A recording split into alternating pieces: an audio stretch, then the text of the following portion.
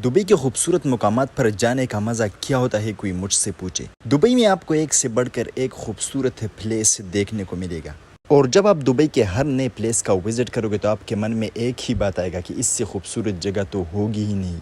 लेकिन ऐसी बात नहीं, आप दुबई के जिस भी प्लेस पर जाओ तो हर प्लेस अपने आप मिसाल रखती है।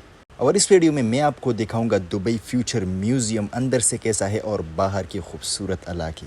और आपको मैं एक मशवरा दूंगा कि अगर आप दुबई फ्यूचर म्यूज़ियम जाना चाहते हो तो आप कार के ज़रिए न जाए, क्योंकि आपको पार्किंग का मसला हो सकता है। तो बेहतर है आपके लिए कि आप मेट्रो के ज़रिए जाए और आप इमारत टावर पर उतरे।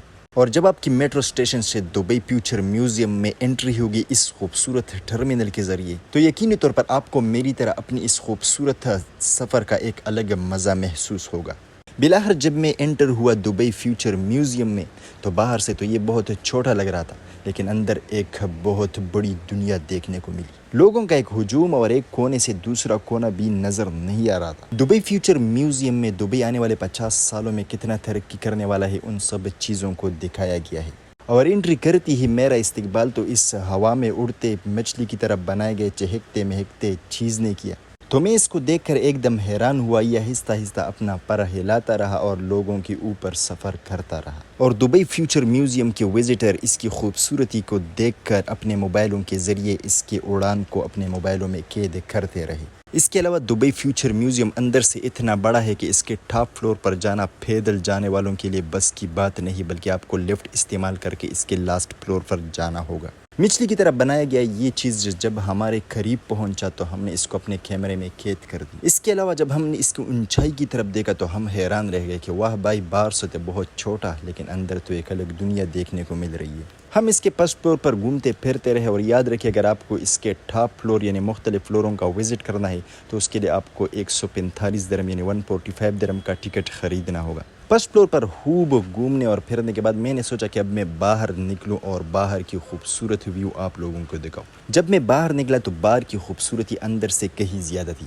यहाँ पर आपको स्विमिंग पूल के अलावा दुबई फ्यूचर म्यूज़ियम की पूरी व्यू और इसके अलावा सरसब्ज़ व शादाब घास और ख़ूबसूरत खजूर के दरख्त देखने को मिलेंगे। और यहाँ पर आपको महसूस होगा कि जब मैंने दुबई फ्यूचर म्यूज़ियम का विज़िट किया तो मेरा विज़िट फजूल नहीं बल्कि मेरी तवक्को से कहीं ज़्यादा बेहतर है। वीडियो के एंड में मैं आपको रात की इवनिंग की जो व्यू है वो भी दिखाऊंगा, तो वीडियो को एंड तक ज़रूर देखते रहिए और ख़ूबसूरत जो कि फ्यूचर म्यूज़ियम के पास इलाके है इसको भी साथ में इंजॉय करते रहिए वीडियो में।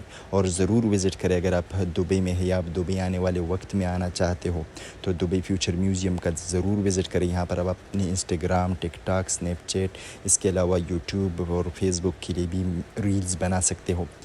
इसके अलावा आप दुबई की किसी भी खूबसूरत प्लेस पर जाए तो आपको दुनिया के मुख्तलिफ ममालिक के लोग देखने को मिलेंगे।